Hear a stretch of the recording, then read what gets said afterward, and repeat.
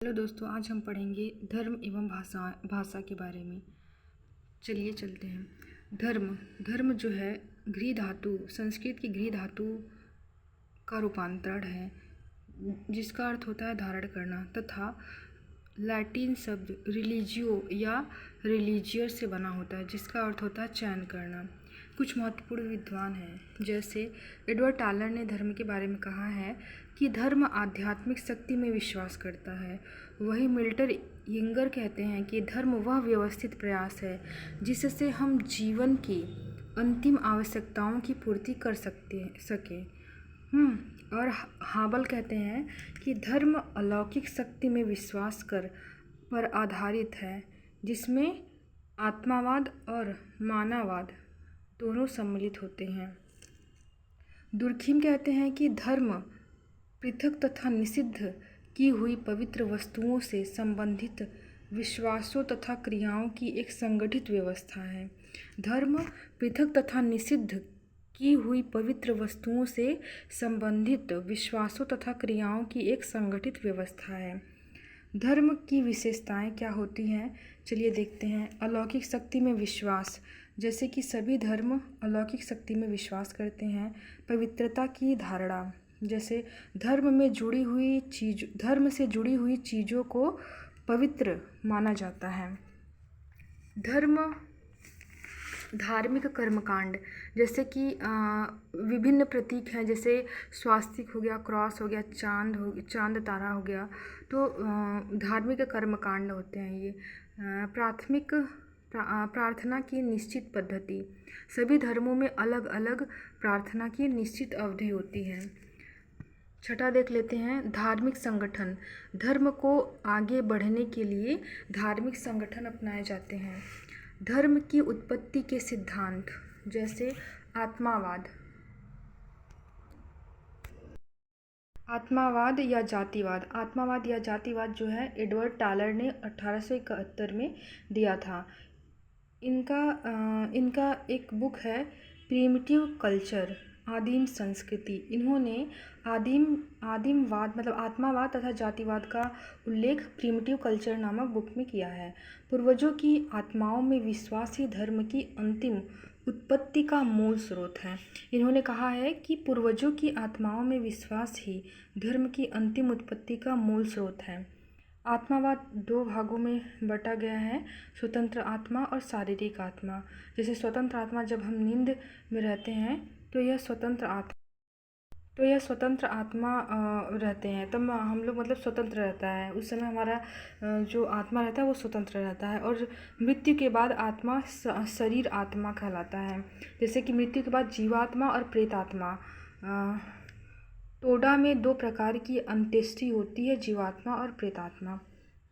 प्राकृतिकवाद के प्रवर्तक हैं मैक्स मूलर जो हैं प्राकृतिक शक्तियों जैसे अग्नि, पवन, वर्षा, पेड़ आदि के प्रति श्रद्धा तथा भय के कारण धर्म की उत्पत्ति हुई।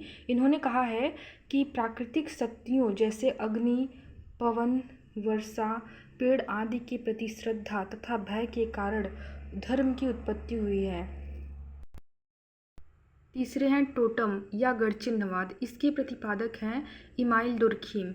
इनके पुस्तक का नाम है the elementary forms of the religious life.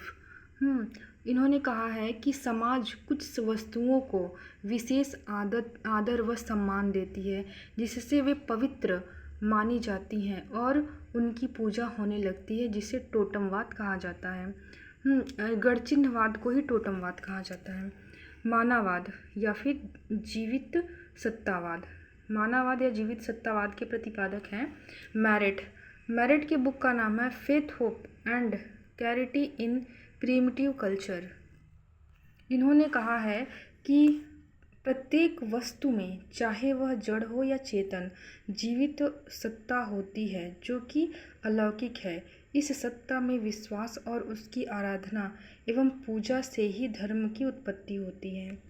धर्म की सामाजिक उपयोगिता क्या होता है, देखते हैं। सामाजिक नियंत्रण करना, धर्म की सामाजिक उपयोगिता है सामाजिक नियंत्रण करना। भावनात्मक सुरक्षा, सामाजिक एकता में सहायता, सद्गुणों का विकास, पवित्रता की भावना को जन्म देना, मनोरंजन प्रदान करना होता है, जैसे कि उत्सव तथा त्योहारों में। धर्म की सामाजिक अनुपयोगिता क्या होता है, तो सामाजिक अनुपयोगिता देखते हैं। सामाजिक प्रगति में बाधक होता है, जैसे कि रूढ़िवादिता में बंधे रहते हैं, जैसे कि धर्म के कारण जो सामाजिक प्रगति में बाधक होते हैं, ये विज्ञान विरोधी होते हैं। धर्म जो है विज्ञान विरोधी होते हैं, क्योंकि विज्ञान तर्क के आधार पर धार्मिक विचारधाराओं को झुठलाता है। विज्ञान विरोधी होते हैं धर्म, क्योंकि विज्ञान तर्क के आधार पर चलता है, जबकि धर्म जो है तर्क के आधार पर नहीं चलता है। तनाव, भेदभाव एवं संघर्ष के लिए उत्तरदायी होते हैं। सभी अपने को श्रेष्ठ समझते हैं। इसमें समय के साथ परिवर्तन में अक्षम होते हैं। विश्व में धर्मों की स्थिति होती है विश्व में धर्मों की स्थिति सबसे अधिक ईसाई है, दूसरे नंबर पर मुसलमान हैं, तीसरे नंबर पर हिंदू जाति हैं। और आइए देखते हैं भारत में धर्मों की स्थिति। तो जनगणना 2011 के अनुसार हिंदू धर्म सबसे अधिक है, मुस्लिम, फिर सिख, फिर ईसाई, बौद्ध, जैन, पारसी, ये 2011 के जनगणना के अनुसार है। किंतु वर्तमान में हिंदू, मुस्लिम के बाद ईसाई आ गए हैं, सिख चौथे नंबर पर चले गए हैं, आगे के बौद्ध, जैन और पारसी वही रहेंगे। हिंदू जो है 80% हैं और मुस्लिम 18% हैं। भाषा क्या होता है, तो देखते हैं। भाषा जो है बातचीत करने का एक साधन होता है। भाषा संस्कृत के भाष शब्द से धातु से बना है, जिसका अर्थ होता है बोलना या कहना। विश्व में 300 से अधिक भाषाएं बोली जाती हैं। भाषा की परिभाषाएं कुछ महत्वपूर्ण विद्वानों द्वारा जो है इस प्रकार, जैसे कामता प्रसाद गुरु कहते हैं कि भाषा वह साधन है जिसके द्वारा मनुष्य अपने विचारों दूसरों पर भली भांति प्रकट कर सकता है। प्लेटो ने कहा है कि विचार आत्मा की मूल या अध्वन्यात्मक बातचीत है, पर वही जब ध्वन्यात्मक होकर होठों पर प्रकट होती है तो उसे भाषा कहते हैं। एक बार और देख लेते हैं, प्लेटो ने क्या कहा है कि विचार आत्मा की मूक या अध्वन्यात्मक बातचीत है, पर वही जब ध्वन्यात्मक होकर होठों पर प्रकट करती है होती है तो इसे भाषा कहते हैं। और वीडी गुनी कहते हैं कि भाषा के अंतर्गत ऐसी ध्वनि संकेतों का पूर्ण योग आता है जिसके द्वारा हम विचार और अनुभूति को व्यक्त कर सकते हैं। एडवर्ड सेपियर कहते हैं कि विचारों, भावनाओं और इच्छाओं को स्वेच्छा से प्रतीकों के माध्यम से संप्रेषित करना ही भाषा कहलाता है। भाषा की विशेषताएं देखिए। भाषा यादृच्छिक होती है, भाषा यादृच्छिक होती है। भाषा पैतृक संपत्ति नहीं है, भाषा अर्जित संपत्ति होती है। भाषा चिर परिवर्तनशील होती है, जैसे कि पहले संस्कृत था, बहुत कठिन था, उसके बाद पाली आया, फिर प्राकृतिक आया, उसके बाद अपभ्रंश आया, वर्तमान में हिंदी है। भाषा की भौगोलिक सीमा होती है, भाषा की एक भौगोलिक सीमा होती है। भाषा कठिन से सरल की ओर बढ़ती जाती है, जैसे कि पहले तत्सम था, संस्कृत था, अब तद्भव। भाषा की ऐतिहासिक सीमा होती है। भाषा अनेक निरर्थक और सार्थक इकाइयों से मिलकर बनती है। भाषा जो है अनेक सार्थक और निरर्थक इकाइयों से मिलकर बनती है, जैसे ध्वनि, वर्ण, शब्द, वाक्य।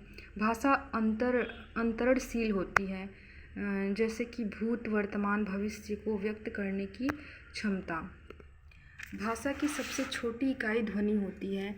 भाषा की सबसे छोटी इकाई ध्वनि होती है। भाषा के विविध रूप, जैसे कि राजभाषा हो गया, राष्ट्रभाषा हो गया, परिनिश्चित भाषा हो गया और बोली हो गया। राजभाषा किसे कहते हैं, तो राजभाषा जो देश की प्रशासनिक कार्यवाही में प्रयुक्त हो। भारत की राजभाषा हिंदी है, राजभाषा उसे कहते हैं जो देश की प्रशासनिक कार्यवाही में प्रयुक्त हो। भारत की राजभाषा हिंदी है और जो कि 14 सितंबर 1949 को स्वीकृत किया गया था। उत्तर प्रदेश की जो राजभाषा है वो हिंदी है। दूसरे स्थान पर उर्दू है। उर्दू को 1989 में लिया गया था। राष्ट्रभाषा जो राजनीतिक एवं सामाजिक शक्ति के आधार पर व्यापक रूप धारण कर ले उसे राष्ट्रभाषा कहते हैं। परिनिष्ठित भाषा जो व्याकरण के नियमों में बंधी हो और जिसमें तत्सम मतलब संस्कृत होता है की प्रधानता हो तो परिनिष्ठित भाषा कहते हैं। बोली मतलब होता है कि जिसकी लिपि न हो और जन साधारण के द्वारा बोली जाए, मतलब साधारण आदमी भी इसमें बातचीत कर सकते हैं, उसे लिपि कहते हैं। हिंदी की 5 उपभाषाएं और 18 बोलियां होती हैं। हिंदी की 5 उपभाषाएं कौन कौन सी होती हैं ये देखते हैं। पहला है पहाड़ी, दूसरा है पश्चिमी, तीसरा है राजस्थानी, चौथा है बिहारी, 5वां है पूर्वी। पहाड़ी हिंदी मतलब कि ऊपर देखे हैं कि हिंदी की 5 उपभाषाएं हैं, तो 5 उपभाषाएं कौन कौन सी हैं? पहाड़ी हिंदी, पश्चिमी हिंदी, राजस्थानी हिंदी, बिहारी हिंदी और पूर्वी हिंदी। तो ट्रिक के माध्यम से सीखते हैं कि पहाड़ी हिंदी को हम कैसे याद कर लेंगे ट्रिक के माध्यम से। हाँ, पहाड़ी हिंदी का होता है, पहाड़ी हिंदी तो ऐसे ही हम याद कर लेंगे क्योंकि ये पहाड़ों पर बोली जाती है, यानी गढ़वाली, नेपाली, कुमाऊनी। और पश्चिमी हिंदी का ट्रिक देख लेते हैं। तो ऐसे होता है पश्चिमी हिंदी, खड़ी बोली, बाबा बको कन्नौजी। इसका होता है ट्रिक, बाबा बको कन्नौजी। बा से बांगरू हो जाएगा, बा से बागरू हो जाएगा, बाबू बको कन्नौजी।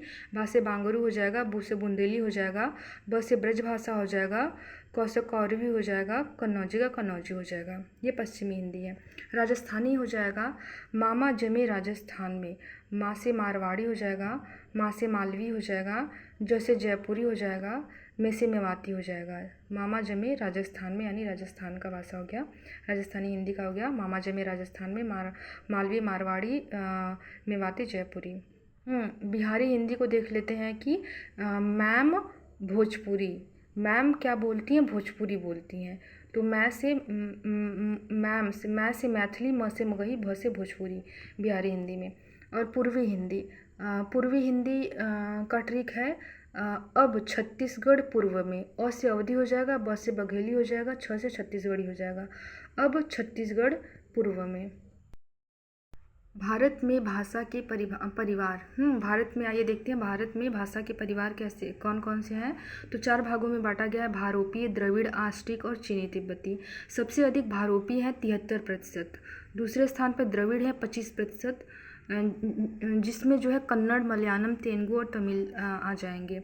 आस्ट्रिक तीसरे नंबर पर है, आस्ट्रिक 1.3% है, और चौथे नंबर पर है चीनी तिब्बती 0.7% है। भारत में बोली जाने वाली भाषाएं, सबसे अधिक हिंदी भाषा बोली जाती है, दूसरे नंबर पर बंगाली बोली जाती है, तीसरे नंबर पर मराठी बोली जाती है, चौथे पर तेलुगु और 5वें पर तमिल बोली जाती है। संविधान में भाषाएं आर्टिकल 343 के फर्स्ट में जो है लिखा है, संघ की राजभाषा हिंदी एवं लिपि देवनागरिक होगी। संघ की राजभाषा हिंदी एवं लिपि देवनागरिक होगी। 8वीं अनुसूची के अनुसार 22 भाषाएं हैं। पहले मूल भाषाएं 14 थी, फिर उसके बाद 8 बाद में जोड़ी गई। 1967 में 21वें संविधान संशोधन के अनुसार सिंधी भाषा को जोड़ा गया। 1992 में 71वें संविधान संशोधन के अनुसार नेपाली, मणिपुरी और कोंकणी जोड़ा गया। 2003 के अनुसार 92वें संविधान संशोधन के अनुसार मैथिली, बोडो, डोंगरी और संथाली जोड़ा गया। इसका एक ट्रिक है, सेंधा नमक MBDS। सेंधा से हो जाएगा 21वें संविधान संशोधन से सिंधी जोड़ा गया है। नमक से हो जाएगा नेपाली, मणिपुरी, कोंकणी, जो कि 71वें संविधान संशोधन 1992 से जोड़ा गया है। MBDS जो है वो 92वें संविधान संशोधन 2003 में मैथिली, बोडो, डोंगरी, संथाली से जोड़ा गया है। थैंक यू बच्चों।